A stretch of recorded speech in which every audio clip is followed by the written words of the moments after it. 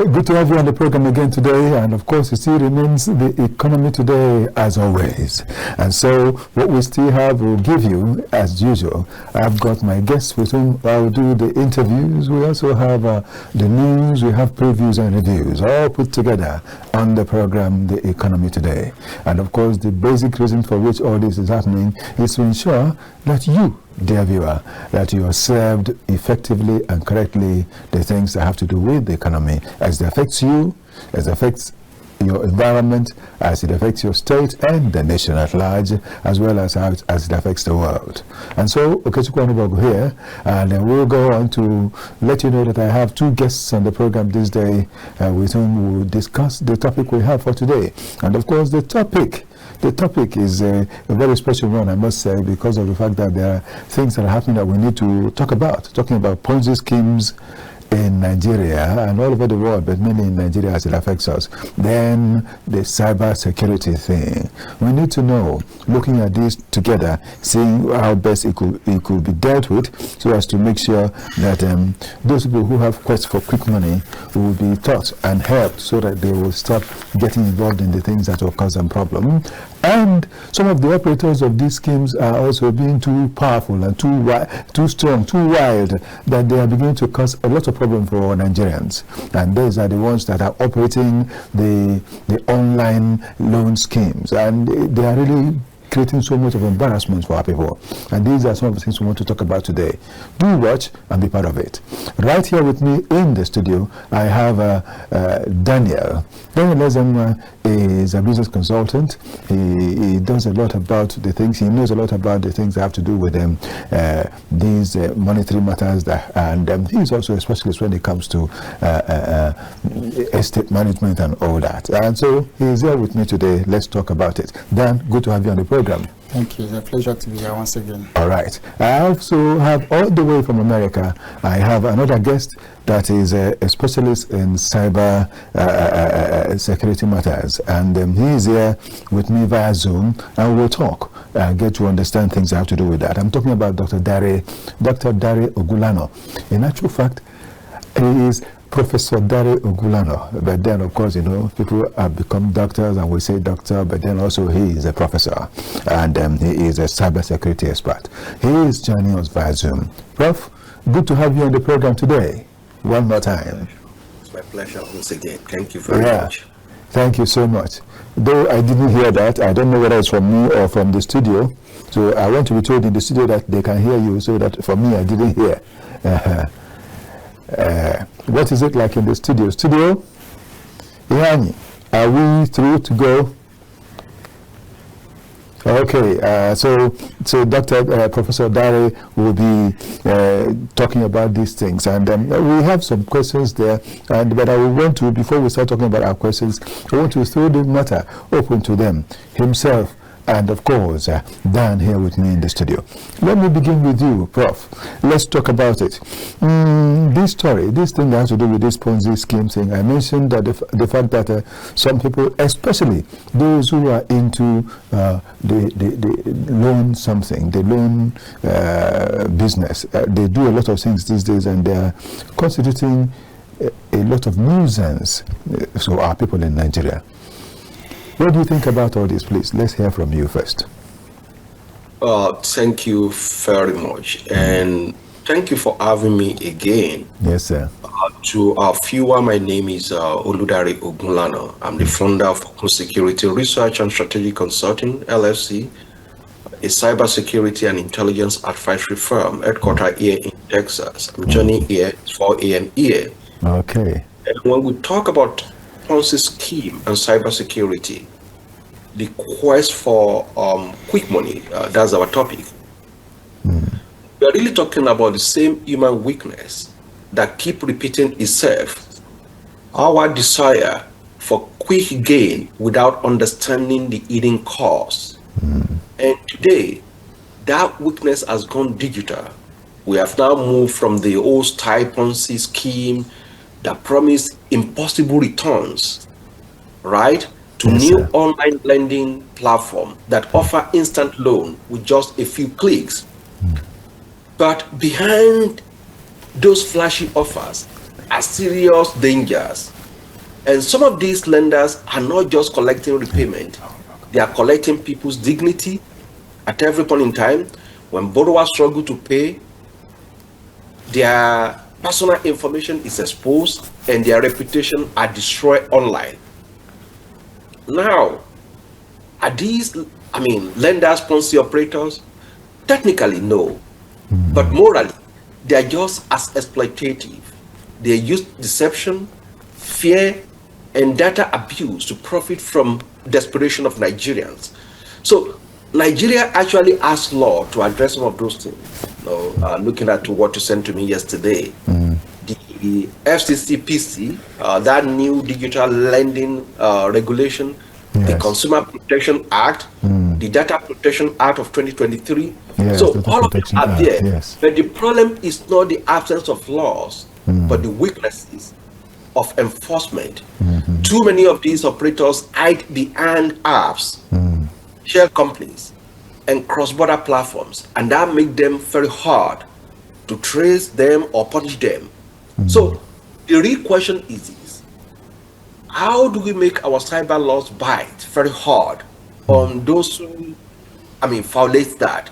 Not just journalists or activists speaking, and we are sending our cyber laws to go after them. We need stronger coordination between the FCCPC, the CBN, and law enforcement. And we need public awareness campaign to educate Nigerians about this digital trap. It's a digital trap. So at the end of the day, financial desperation should never become an excuse for exploitation. And this quest for quick money is costing too many Nigerians their privacy, their peace, and their self-respect. And that's the price too high to pay. And I will stop here at this point in time until when I get another question. Thank you so much. Thank you so much for that great summary.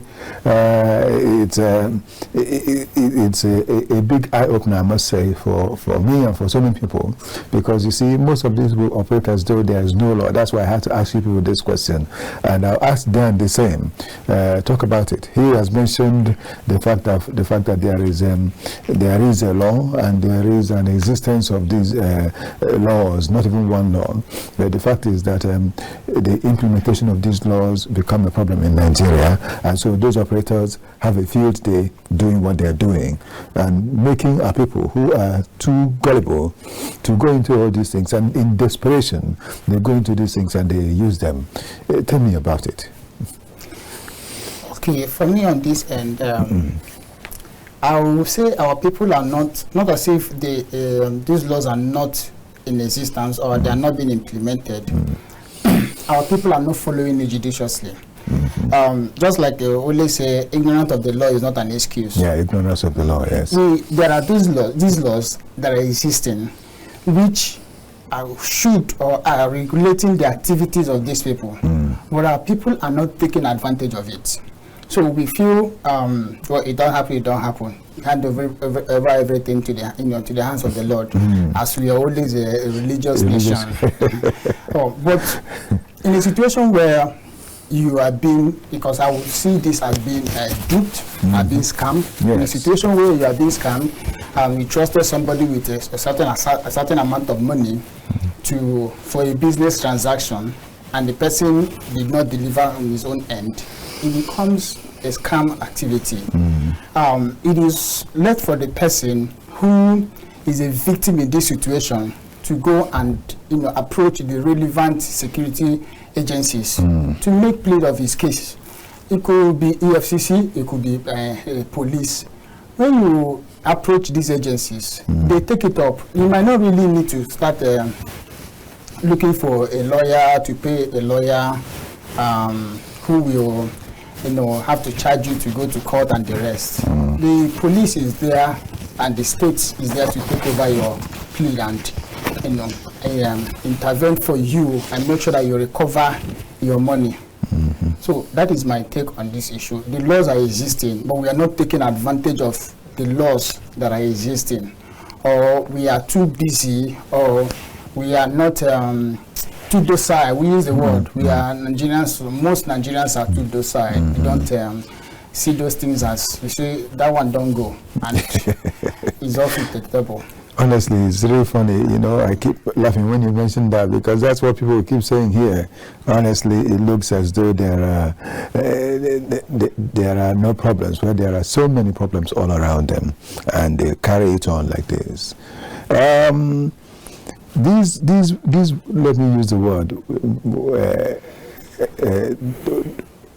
money lenders that are operating like Shylock in nature.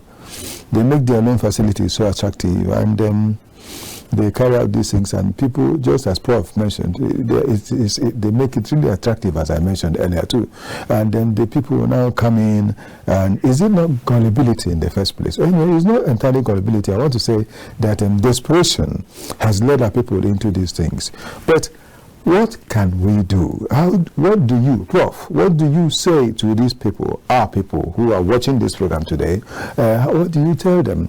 That is to say, what if, in case someone falls into this kind of situation, what is the best thing one can do? Dan here has mentioned that our inability to call to order, you know, by going to EFCC and all these other places to talk about the thing is a major thing that is making it happen. But apart from that, you see, our people are afraid of such things. If we go to EFCC to report this sort of thing, they will even leave the matter you're talking about and start asking you how and other things that you don't know how to answer. So people are afraid. Well, you know, some people don't even like to go to the police station because if you get there, the questions they will ask you will be so far away from what you came to report, and as though they are bringing other matters to make things more difficult for you that has already have a difficulty.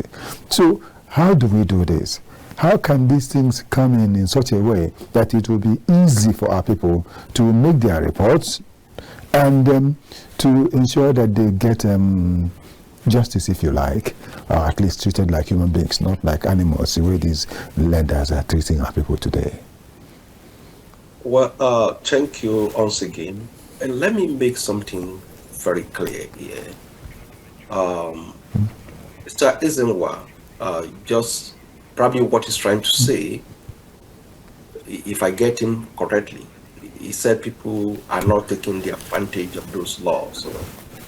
But I'm happy you have been able to say some things clear, that in a country where people go to police station or go to EFCC to report, and they become victim on their own, right? And that has been the situation. Police is your friend, but eventually when you get there, it's a different thing entirely. So, besides EZENWA, if our law is working, those people will not do what they are doing in the first instance. And also, let me make it clear again. A PONZY scheme is a form of fraud in which return of earlier investors are paid from the capital of newer ones rather than from, profit generated by a legitimate business. And that makes it different, from loan. So these exploitative lenders are not classic PONZY schemers by definition. Yes. But they often employ similarly deceptive techniques, misleading rates, hidden penalty triggers, and aggressive recovery that morally and legally fight of fraud. And again, because of we have technology everywhere today, it makes it become cyber enabled. Two things: distribution, that's recruitment fear, WhatsApp, Telegram, influencer posts, yes, and clone site. Then another one is deception techniques. You see sleek dashboard, that shows accrual, crypto walls and identity spoofing. You see people, oh, this one has made money yesterday. This one is getting this one. So victims on screens, not in banks. So, and I give a sample of our PONZY scheme, like MMM, the one Manfrodi Mondial movement in 2016, the MBA forest trading. Then the recent one is CBEX, right? Yeah, CBEX is the last one that happened, and I brought that to talk about it too. Yeah, I just mentioned some of those laws in Nigeria. We have a lot of laws in Nigeria, but people don't have confidence in our law enforcement. From Federal Competition and Consumer Protection Commission, digital lending rules as at 2022, the FCCPC, that's Federal Competition and Consumer Protection Commission. Yes. They issued interim guideline on digital lending, requiring registration of digital lending platform, disclosure of key terms, and complaint mechanism, and so forth. Do they obey that? Because nobody was enforcing that. And this regulation also required lenders to avoid pre-authorized or automatic lending without explicit consent. Today, they will go to market. They will go to people and say, okay, we can give you this money. And what are people collecting money from? People who collect money to go and do naming ceremony, to go and do Owambe party, and they don't have any way of paying this money back.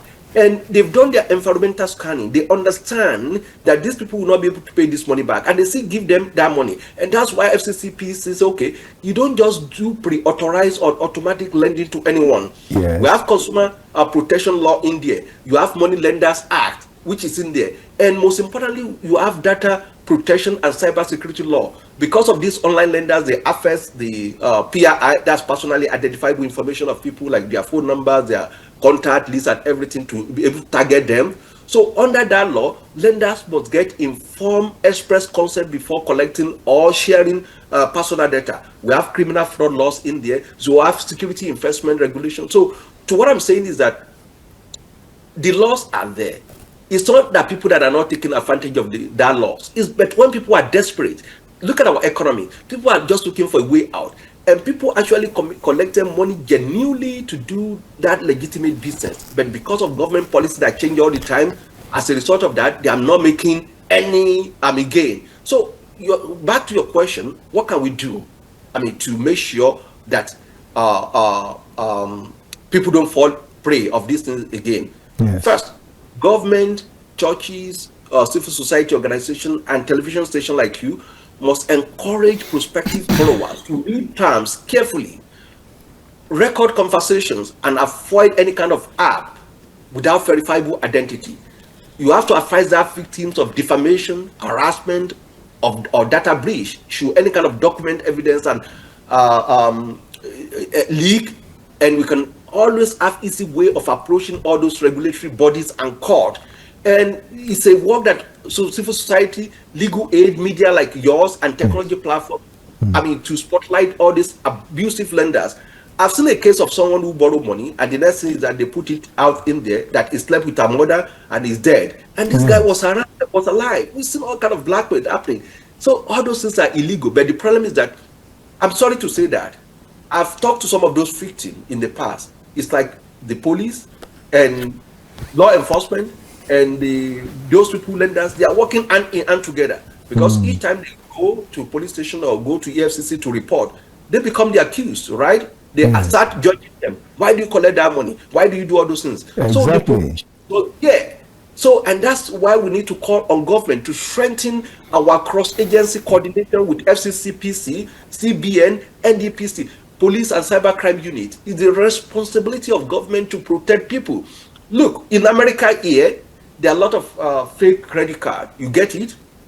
And there are a lot of hidden things. But government always won.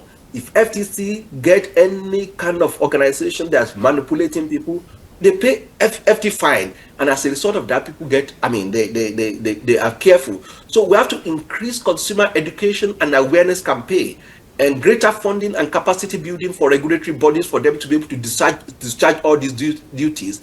And more importantly, we have to encourage courts to issue swift injunction against any kind of defamation, harassment, and tactics, and promote open data on compliant versus non-compliant lenders. If this happens, look, no, there will be no reason why people will need to go and complain if the laws are there to actually guide those called lenders. So we have to strengthen whistleblower protection and public reporting portals. Look, people will always take advantage of desperate people. And in the country which, of course, we are today, people are desperate. They are looking for a way out. They are looking for small loan to start their business. And in a country where we're not disciplined, where we do Owambe party, everything, people want to collect money for funeral, they want to collect money for all these kind of things. And at the end of the day, they will not be able to pay. But the key things is clear. Don't give money to people without collateral. Why are they giving money to them? Thank you so much. Thank you so much, Prof. We'll still return to you. Let me ask Dan again. Dan, he mentioned the fact that these operations is because of the fact that people are desperate, number one. But apart from that, they know that the laws are weak, and so they use these things to confuse our people. Please, is there a way you can advise our people so that they will really know what to do about this? Okay, from my own end here, I will object on the fact that the law is weak. Laws are not weak. Our laws are very strong. It's just that our laws are not being implemented, just like you said earlier on. Our laws are not being implemented. Also looking at the fact that government activities also encouraging these people's activity. How do I say that? Look at Nigeria economy. Nigeria economy is not an encouraging one. An average Nigeria is going through a whole lot. Now, when you see an opportunity where either a PONZY scheme or a loan shark to come and borrow a certain amount of money, and you are paying so percentage, and sometimes what they used to do is that they will tell you borrow 12,000 or 5 or 10,000 or 20,000, and you pay in 2 months. Yes. In that 2 months, if you are not very careful, the interest is something crazy. Yeah, and they will tell you first of all from that thing they're saying that is 50 naira, 100 naira, 200 naira interest, which is not true. And as you are going, the interest is climbing up. Yes. So I will say our laws are not weak. Like I said before, we are not taking advantage of our laws. Okay. If you look at the Cybercrime Act, Cybercrime Act 2024, you will see that Nigerians how many Nigerians even know that the Cybercrime Act, which was 2015, had been repealed and amended to 2024, and then there are new amendments and new issues that have been raised there that can attend to their own issues and when they are going through certain things. How many Nigerians? A whole lot of Nigerians. The white man will say, if you want to hide something from a black man, he said put it in black and white, and then the black man will not be able to read it. I was advising somebody who posted something on a WhatsApp group. I say, if you know the current Cybercrime Act, you will not post this thing. Sort of thing you're posting. So I will encourage you to delete it. So coming back to PONZY scheme, now the economy is not helping the people. Now, this set of people cannot go to either a US, a Canada, UK, or even Morocco here to run those kind of business, because they know that the people don't need it. Yes. You can't come to me and give me 10,000 when I have either 100,000 or 200,000, 1 million in my account. I will be asking myself, what do I need it for? So I don't need it. The environment is conducive. Yes. I can do my business and I am well fed, so I wouldn't need that. So in my own case, I would encourage the government to come up with programs and the incentives that will cushion the effect of the hardship Nigerians are going through. Secondly, again, these people are not visible. These people are existing. If the government wants to track them, the government can track them. If the government wants to stop them, the government can stop them. It is high time the government either control or stop the activities of these people. Because they take advantage of our situation, and advantage of that situation, they are making nonsense of the humanity or the personality of Nigerians as a whole, and is affecting the country. I always see when I see some government officials say stop demarketing Nigeria. This activity is actually demarketing Nigeria. Yes, the activity is actually demarketing Nigeria. And some of these people, the way they bring in this money, we will even term this money as money laundering. We can term it as money laundering, and we push it to money laundering acts, because some of this money are not being is not being deposited in the bank. A friend of mine built an app where you can do a payment gateway. So they can develop an app, build a payment gateway where the money don't even need to pass through the bank. And if you check very well, how have they been sending the money to people? I need, if once you log into their app, you need social amount. You make requests and they send you the money, but you don't even see a transaction history where this money is coming from either a First Bank or UBA Bank or GT Bank. You will not see those transaction histories. And then when you are paying back, funny enough, you might not also see a bank in a registered bank, yes, where the money you are paying back the loan back to. Okay. So issues like that are things that, you know, institutions, the government also need to strengthen institutions on their own. That's as Prof said too. Yes. They need to strengthen the institutions. On their own. Institutions on their own can go after these people. I don't need to report them. The activities are well known. One Honorable Alabi, I think is either Oyo State or so. There was a time he complained on his Twitter handle. That he got a text message, and one of your friend or one of your relation and borrowed money from us. Yes. Come and pay back. And obviously, it could be maybe one of his constituents who happens to have his number. Yes. And then because they already have access to yes, your contacts. They take hold of all the contacts the fellow has.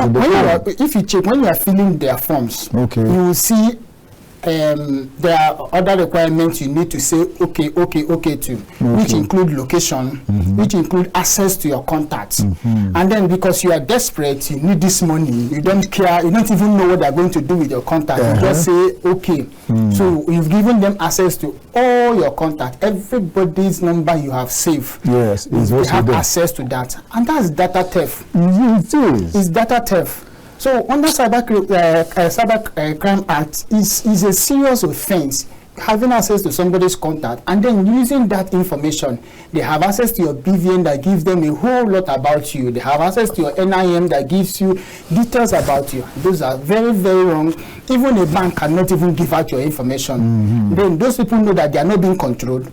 There is no institution that is controlling them. There's no institution they are reporting to. Yes. There's no institution they are even making their financial statements to. Yes. Which is see them seeing their financial books to say, okay, this is what you were able to, this is from this month to this month, you know, closing time to opening time, what and what. Nobody does that to them. So they behave anyhow. And some of them don't even have office in Nigeria. All they need is just that's the painful thing. Some of them don't have office even in Africa. All they need is just that app, and they go crazy. It's very pathetic. It's so painful. Like there was one, just as you said about your friend, they sent to me. In fact, they've sent me this thing about 3 different people, and in fact, the last one was so painful. I wish if I had remembered, I would have looked for it, because I decided not to delete that one. I said the day I will talk about this thing on the TV, I want to use it. You know, they sent me a message and told me that the person I knew very well is a criminal. That the person I know very well is so many negative things they said, just because the fellow took a little amount of money from them. A relation of mine had that same experience. They first called me, I picked the call, and the lady was saying, so person you know took so amount of money, and we are going to do this, we are going to do the other one. I warned her not to call my line again. Okay. I said, did I borrow the money from you? Am I a guarantor to the transaction? Don't call me again. She still went back to send me a WhatsApp message. It was then, I think this is where Nigerians need to stand up for themselves. Yes. I told her, one more message from you, I will take it up to you in law. I will track I will make a official report, and your locations, everything will be tracked. Thank God you are using a Nigerian number. Everything you have to explain how you got my number, how you're able to have access to that person's contact to be writing this rubbish. That was the last time they started contacting me. So I will say, let's help ourselves. When situations like this happen, when you also return back their threats back to them, they have to leave the person alone. I've seen a situation where they posted somebody's picture and say the person has HIV. And it's very crazy. If somebody is owing you how much? 10,000, 20,000, 50,000, and then you are soiling the person's image. It is a crime against humanity. To me, I would say it that way. That's what it is. That's what it is, Dan. That's what it is. Thank you so much. Some other people will do this, and at the end of the day, they cause, one thing, they cause such persons serious hypertension. You know, there will be high blood pressure because of the fact that this fellow, who is supposed to be looking for the money to pay back, has been knocked off health-wise. And that could lead to a lot of negative things to the life of the person that borrowed money. There is even one that they even took this person's vehicle as collateral. Yet, they are still sending all these messages all around. And the vehicle is much more higher than the amount of money the fellow took from them. And I was asking, why? So I had to ask them, why are you telling me this? Do I not know that you have taken that person's vehicle? And at the end of the day, after all that I said, if you try it again, you'll be in trouble. They also stopped calling me. But I don't know. There is a gap that needs to be filled. And that is the gap, though Prof has said it, that people like us, we need to educate the people. That's why, anyway, this program is doing this today. And, you know, I keep doing this once in a while. I bring you, I bring Prof, I bring such people that know about these things to talk to our people and help them to talk about this. In actual fact, maybe we'll still have to get this on again next week so that it will go for a while. Let people understand these things, because we need to teach our people these things. I don't know. Where do we go from here, Prof? What do we do next to make it better?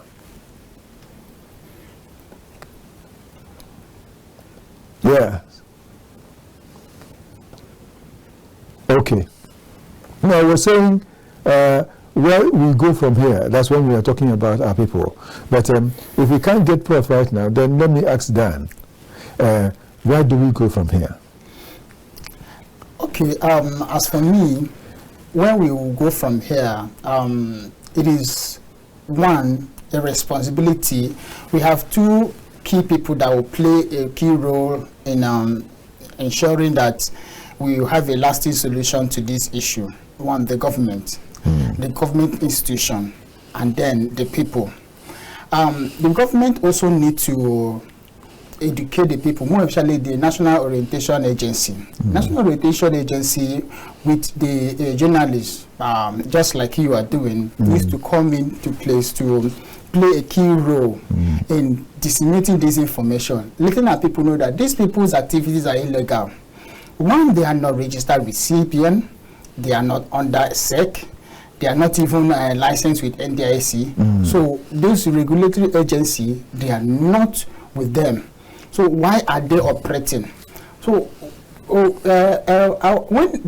government also make probably better the economy as well, it will also reduce their activity. Because with a better economy, those people stop existing. Then the security agency as well also need to come in here. I believe both the EFCC and the police, because there's a unit in the police where they track all these loan apps and all these unauthorized activities of people trying to exploit the situation Nigerians are going through. Yes. We need to track them, and Interpol also need to come in here and track them, and let's put an end to this. If you want to borrow money, OPE is doing borrow money. I also know that Fair Money is doing it, and they are all registered. Yes. You know that they are OPE. I'm not trying to advertise for them, but they are OPE and they are Fair Money in quotes. It will not go to this extent to start giving out somebody's information, use access to those informations to start threatening and then start blackmailing a person. I know those organizations being registered, operating, and understanding the existence of the law that is guiding the activity will not go to this extent. Though, just a minute, lest I forget. Someone also said recently that he found out that the major operator or the owner of OPE is not in Nigeria. So would that by any means affect what goes on there? Since it's already registered in some of these places you mentioned. No, their OPE is a Nigerian. I don't know whether since he's registered with Nigeria. Yes. For example, it doesn't matter. Facebook is not operating. Facebook headquarters is not in Nigeria. Yes. But Facebook have registered with Nigerian government. Yes. And that makes them to pay tax. Okay. And now a tax-paying organization will not go to this extent to start doing, getting themselves in illegal activity that is against the existing law of a nation. Yes, where they operate. Where they operate. So their OPE cannot go to this extent to start getting themselves into a mess like this, because they know they will face sanctions by CBN. They will also face sanctions by other relevant authorities that is guiding and overseeing their activities. Okay. So those institutions are well behaved to me to an extent. Yes. Okay, thank you so much. We have Prof back here, so let's just ask him again. Dan has just talked about the fact that, because I asked, what is the way forward? What can we do so as to make sure that this thing is effectively nipped? No longer in the bud, because it's grown beyond the bud. It's already a full-grown tree. But what do we do to ensure that it goes no further? Rather, it will start coming down. That is the question I asked. And Dan has done justice to that, but I also want to ask you, you are in America, and so I know that over there, such a thing can't happen because of the laws and rules and strict compliance, and whoever that fails to comply will be in trouble. And Prof, you know how it happens here in the country. It's part of it that you are outside there because you come in and go back. There are things that this nation can do. Please, stress it again. But this time, mainly on the part of our people, advise them on what to do effectively before you now sum it up with what the government can do again, and we'll start concluding. Thank you once again. Don't let us think all those things cannot happen in the US. It happens everywhere. Okay. It happens everywhere. It happens, fraud, yes, it happens everywhere. Okay. So no country is immune. Yes. To those people. In fact, they take advantage of law, and that's what I was trying to let them understand. That the law, not only in Nigeria, there are weaknesses in our law, right? He just spoke. All what he just mentioned are those weaknesses in our law. Just like in the United States. So we always do catch up. The legal framework is not absent. They are there. But it is what we call work in progress, right? Yes. Talk about all those apps that are not located in Nigeria, right? In GDPR balance and in Nigeria data protection law, we have what we call processor and data coordinator, right? Okay. So, and information processor and coordinator. So it means most of those applications also, they are not working alone. They are processing data on behalf of data controller, which of course is going to be banks where they're sending money to. And that makes those banks controller to be liable for anything being done with those apps, right? So some of those weaknesses, complaint and redress are not there. How many people understand where they need to go and report if anything happens to them? So we do regulatory catch-up. So lawmakers and regulators often treat technology. New schemes of recovery tactics emerge faster than regulations. We've seen different kind of technology. Just talk about OPay, that the headquarter is somewhere. The fact that they are paying tax doesn't make them, will not make them not. We've on several occasions, the Facebook has been fined in the EU, even in Nigeria. They've been fined as well. Yes, for the in Nigeria, our data. So the fact that they are paying, so there's always ambiguity and overlapping mandate when it comes to all those things. You don't even know where to report to, CBN, FCC, PC. You don't even know who's doing what. So all those regulatory frameworks are there, but they are catch up. So why are they free to operate in Nigeria? And this is what we need to do. So we have to understand that regulatory lag versus fintech innovation. Because the speed at which we see all those app development are going now, like example he mentioned, so it could be very difficult. Some of those loopholes are there that we have not been put in our legal framework to be able to quickly deal with them. We've seen opacity of ownership and location, like he rightly mentioned. Many lenders are domiciled offshore or hide their operating base, making them exclusive. But whereas they have agents in Nigeria who will be harassing people, who will be doing all those things. And when it happens to trace the real owner, it's always very difficult, right? It makes enforcement difficult. So again, I've talked about the weak awareness. High demand for credit, financial inclusion gap. I will agree with Dan that with the situation we are in Nigeria now, government should do something. I commend them for the issue of student loan, which of course they are giving to people that reduce the kind of pressure of those who want to buy books so they can get free loan from government. So, and they are not going to pay. It's because people don't have alternative. If they have alternative, they will know. The real people, the genuine people who really need money for business, they will rather go, for the one coming from a trusted source than going for all those high credit rating. And that's what happened in the United States. I will not go and take any credit line. In fact, if I can go to Bank of America, I can go to Citibank and get my credit, I know they're going to profile me very well before giving it to me, and nobody's going to blackmail me on that. So, what my advice, right? We've seen the hunger for quick money, and has made so many Nigerians easy target in this digital space with all this new app. So, what looks like opportunity at times comes with some of hidden exploitation, and we must always remember financial freedom cannot be built on financial deception, and that's what we've seen in Nigeria because the law is not doing what it's supposed to do. So the solution lies in stronger enforcement, smarter regulation, and informed public. So cybersecurity is not just about technology; it is about protecting people, their dignity, their privacy, and trust. And when we secure that, we secure our future. Thank you. Yes, you were saying something about financial freedom. You said financial freedom cannot be something. What did you say that? You know, when I said financial freedom cannot be built. It cannot be built on financial deception. Yes. So because these are two different things. You can't ever get to financial freedom. When they give you money, you can get that money to do whatever you want to do with it. Yes. No, there are a lot of hidden trigger in there, which of course people don't know, and people don't have enough information. Look, anywhere there's no law. My colleagues talk about ignoratio juris non that if you don't know the law, doesn't mean that you are distant. Look, beyond that, government has responsibility to protect people, and through stronger enforcement. In the first instance, you cannot go to Ghana, just Ghana there, and start any kind of all these MMM. That's why they are not following it, because Nigerians are not protected. If you he also said that you can't go to Morocco. Just Ghana there. Why is he not working in Ghana? If they allow them to operate in Ghana, people will do the same thing because we are all human beings. If they allow them to go to Benin Republic, people will do it. But because the law is properly enforced, before you come and do that, you are going to be well scrutinized before you are allowed to do that.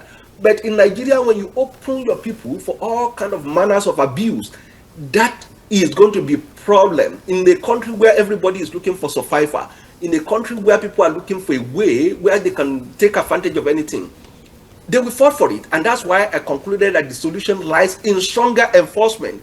Those agencies we have at this point in time, and that's where I disagree with Dan, those agencies, they are not enforcing the law. Rather, the criminals are taking advantage of them. Yes, not other way around. Advantage of the agencies. So we need smarter regulation that catch up some of those rates of this at which technology is growing. You just mentioned about app. There's no law, to be able to deal with all this controller and processor. So that's a gap in the law, and they take advantage of that. Yes, and they take also, advantage of it. Public must be properly informed about cybersecurity. It's not just about technology. It's not just about just get the app, right? So, and true financial growth comes with trust and fairness. Accountability is very important, not manipulation disguised as opportunity. When we protect the integrity of our digital space, we protect the issue of our economy and the dignity of our people. And that's what government needs to do. They need to protect the dignity of our people. It should not be it should not happen in a very good word. Thank you so much, Prof. We need to protect the dignity of our people. That's the summary of it. That in spite of all of this, whatever happens, if we do not protect the dignity of our people, we will still be losing out. Because of the fact that the laws against these things in Ghana are high, they run away from Ghana, but if the laws are the way they are here, people will still come in. That's what he's trying to say. So, well, in rounding up, what do you think and how do you conclude? And tell me your advice to the people at last, because that's what I'll get back to him to say before we round off. Advice to the people. I think I heard what the Prof said, and the people who are perpetrating this crime are also part of the institution or have infiltrated the institution to weaken the institution. He may not be far from the truth, but I always have this belief that weak institution is a result of weak leadership. When the institution have strong leadership, the person heading the institution is has strong leadership trait than the rest, and have decided to implement the law that established that institution, Yes. this same set of people will disappear. We know what happened in the NAFDAC, where NAFDAC was a mess. Yes. But Professor Dolakwi of Blessed Memory came in and strengthened the institution. Yes. The existing leadership and the incoming leaderships so far have followed that footstep. Yes. NAFDAC can go and lock a shop where they say this is fake drugs. This thing is not supposed to be like this, because somebody has set the precedent and they are following it. So institutions can be strengthened to make sure that these things are not existing. Institutions can also take advantage of these things. Okay, we already seen this app is existing. Why don't you come and follow the rules? You know, register, get your license, play by the book, and everybody's happy. CBN needs to play a very big role in this, including SEC, outside the police agencies and the rest. Yes. But these are the institutions that have been empowered by law to make sure that anything that has to do with money, business, and the rest are being controlled. There are new CBN law on the POS. You know, you can see it has been effective. At the long run, we'll be able to control, you know, these kidnapping, ransom paying, and terrorism, and the rest. Because you know that if you have a POS in Abuja, the POS cannot be used anywhere else outside Abuja. In fact, it's even possible to sell within that vicinity. Yes, you can't move out of that vicinity. In Katampe extension, you can't take it to Asokoro. Yes. So that is that regulation will now help to reduce this kidnapping money ransom. If you kidnap somebody, you know that taking ransom is a difficult thing. It also helps to control this scam and the rest. So my advice to Nigerians is to take advantage of the institution. No matter what it is, you have your right. You have to enforce your right. Okay. These people are tampering on our rights. The government also need to sit up to ensure that Nigerians' rights are not being tampered on. Yes. Thank you so much. Okay, thank you so much. They should not tamper with the right that belongs to all of us. Everyone has got his own. You must be careful to do it. That's how we conclude with Dan. And finally, let me just get it briefly from Prof. In just a minute. Let's say your final advice to our people, and we'll pack up for the program today. Somewhere they pay, it's either they get it through police who help them drop the money. But it's a different thing altogether. At the heart of every PONZY scheme or predatory lending, whatever we call them, is the same deception. The promise of quick wealth without responsibility or transparency is always there. And technology should empower, not to exploit people. Again, quick money culture plus social media megaphones equals repeat national harm. And we cannot normalize try your luck with this saving, with life saving of people, right? With sharper citizen hygiene, faster regulatory flags, and joint EFCC, SEC, industry foresight, FCCP, we can break this cycle and protect families, protect churches, and small businesses. So, and that's what we stand ready, to help for. Government should continue henceforth to quickly publish all these, the list of all those PONZY schemes or lenders. So, do not invest lease. Rapid access freeze protocol must be in place, and joint operation between all these agencies that are in there is very important. Mandatory influencer disclosure. We've seen all these influencers on social media promoting all this investment and all those things. It's very important. They must disclose what they are doing. And again, curriculum insight. Financial fraud literacy must be included in our curriculum at SS1 to SS3, and NYSC orientation, quarterly community drive with state media is very important. If we are able to do that, at least we are going to liberate our people from all this kind of much, Prof. Treat them. Thank you very much. Thank you so much, Prof. It's been wonderful sharing the moments with you. I want to see his face as I'm concluding. It's been beautiful sharing the moments with you, Prof. And I must say thank you. It's always a special occasion whenever you're there. It's a pleasure. We'll get you around again soon. Before you return home, we'll see you again. Thank you so much, sir. Thank you. It's been wonderful. God bless you, sir. I'm talking about the great man that has been there with us all the while, talking about Professor OGUNLANA. That is Dare Ogunlana. He's a cybersecurity expert.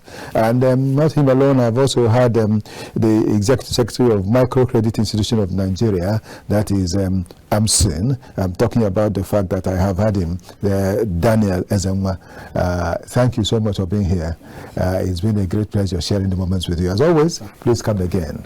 Okechukwu Onubogu here. But before I take my leave, I will tell you that I didn't come alone. I've got a lot of fellows with whom I've worked. Ehanyu Goji, who is asking me to hurry up, to step out because of time. Thank you so much, Ehanyu. Thank you so much, too, because I've had some other people who have been there. There has been Joseph Ochediku. Thank you so much. And a lot of others. Ephraim is also part of the people that have worked with me here today. I want to thank you so much for being there. I want to say thanks to the victors, Victor Adeye, Victor Chizea. Thanks to all of you. It's been wonderful sharing the moments with all of you. I must say that it's been great. Emmanuel was part of us anyway. Emmanuel Jonathan, thank you so much for everything. I want to say, may the best happen to us all the time. Sorry, Emmanuel Solomon. I say, may the best happen to us all the time. We'll meet again soon.